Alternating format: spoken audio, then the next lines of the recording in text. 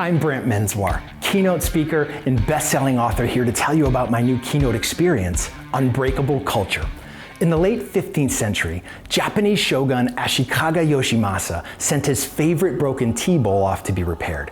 When it returned, the bowl was held together with these ugly metal staples, and he was more than disappointed with the result.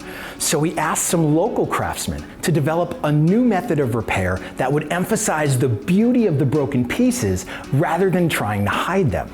The craftsmen grabbed the most valuable resource they had access to, gold, and they used a mixture of lacquer and gold to create a strong adhesive that could be used to glue the broken pieces back together. This technique, called kintsugi, literally translates to golden joinery. Over time, kintsugi became more than just a technique for repairing broken objects. It also became a symbol of resilience and perseverance in the face of adversity.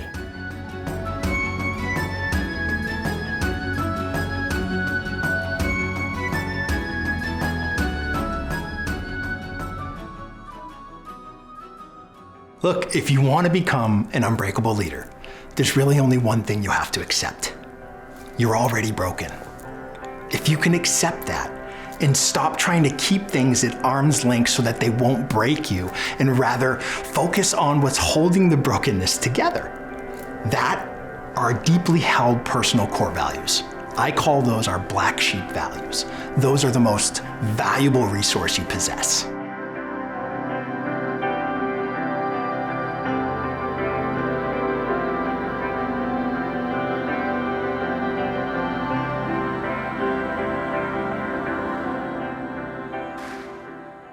Like a black sheep's wool that cannot be dyed, these values do not change and are what make us the true originals we were meant to be.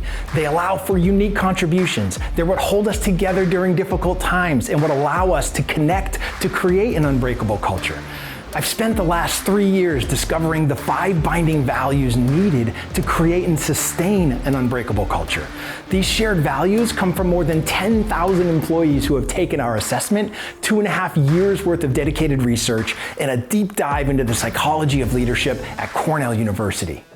So you start to see how these 5 binding values work together to actually create that unbreakable culture we're going for. It all starts with connection. That's what we said. It all starts with connection first. So connection is about defining and aligning our networks. We want to have that maximum impact. We move from connection to integrity. We have to create the safe space if people are going to show up. If we can create that safe space and build that emotional culture that we're trying to do, we'll get their authenticity, right? We want unique contribution. Unique contribution only happens when people feel that they have a safe space to show up.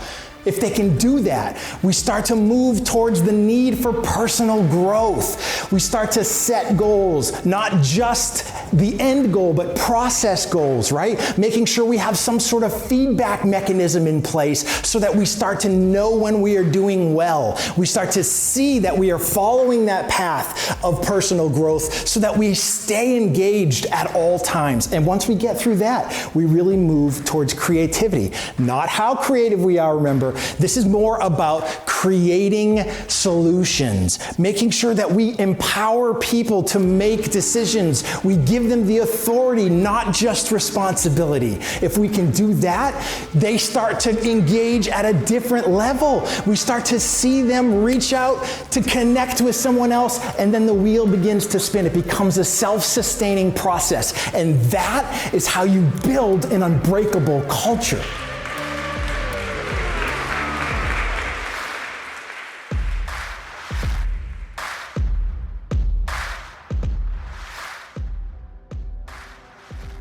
Well, when we use what matters most to us as our motivation to connect and drive performance, we move from half-hearted compliance, which nobody wants, to wholehearted contribution, which everybody wants.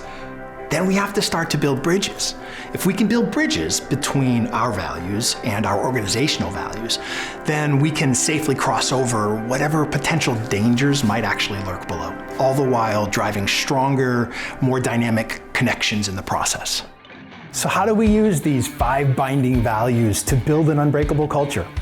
Better yet, What are your black sheep values that make you a resilient leader? I can't wait for you to find out. I'll see you soon.